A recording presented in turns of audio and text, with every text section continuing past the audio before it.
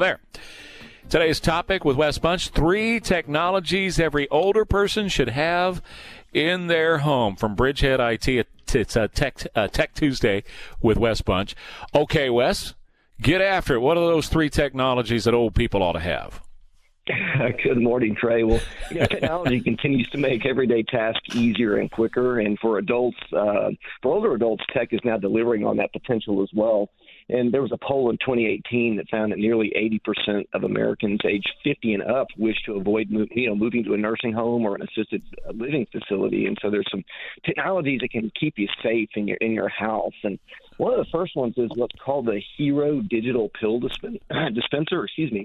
One of the most vital needs for older adults is also the easiest to mess up, and that's taking the right dose of one or more medications at the right time.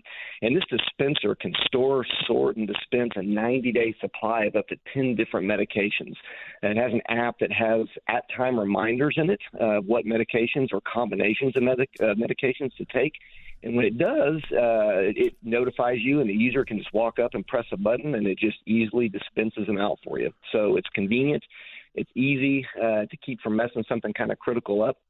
The next is the Apple Watch Series 7.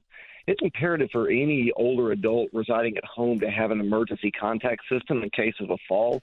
Every year, millions of people are treated in the emergency room for falls, and they have like brain injuries and all kinds of bad stuff. And, there are those devices that you can wear around your neck, but a lot of people avoid those because of the stigma of needing one.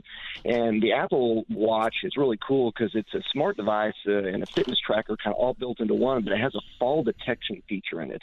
And what it does is first off, it doesn't carry that stigma. It's kind of a cool device, but secondarily, if it doesn't sense movement after a fall in 50 seconds, it can auto notify the EMS for you. So, and then it does things like measuring blood oxygen levels and monitors heart rates and can detect atrial fibrillation, and just kind of a cool device that really can keep you safe and protect you from falls as well too. Thirdly, cool. The Lutron Casita Smart Bridge and Smart Dimmer and Motion Sensor package. Lutron has a very inexpensive home lighting system that is very, very easy for older adults to use. And we have to be careful for fall hazards like walking in dark hallways and up and down staircases. And this system has motion sensors built into it that can kind of watch for movement in the house, and you can program it to light up certain areas when it senses movement. And you can schedule lights to come on and come off during certain times of day, and it can watch for the sun and turn the light off when the sun's out. And so it's a very simple to use, very inexpensive way to just kind of manage lighting around the house. And it's got all kinds of other things on it as well too. It can manage for you. But again, sometimes if you're stuck in bed or maybe you just don't feel like getting up, having a remote control to just control all your lights in your house is really, really nice to have. And last thing to think about is that these technologies are also great for the older adult, but they're a huge help for a caregiver as well too. Just giving that caregiver extra peace of mind, giving that caregiver some remote visibility when they're away to their elderly patient. So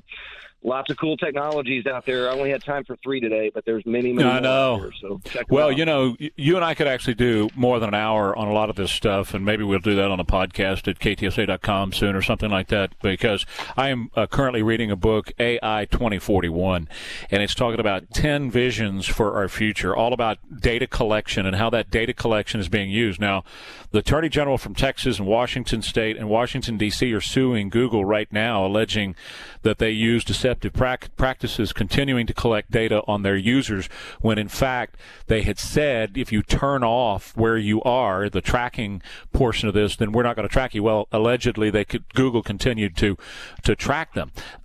It's all about, the future is all about data collection and how that data is going to be used. That's what Facebook is. It's a giant data collection company. That's what Google is and Amazon is to a large degree. And melding into that is how 5G is really going to change all of our lives. Not all of it's going to be bad with 5G. There's going to be some good things that come out, but things we don't even know yet. Like we went from 3G to 4G, we started to have services like Uber and Lyft.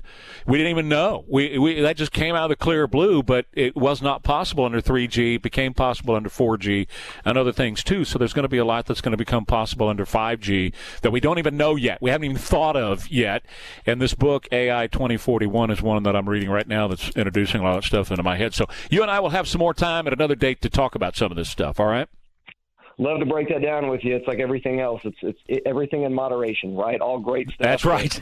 Small bites. You got to be careful about some of that stuff. So, yeah, love to break Small it down bites. sometime. That's great. Wes Bunch, Bridgehead IT at 210-477-7999. Back in a minute.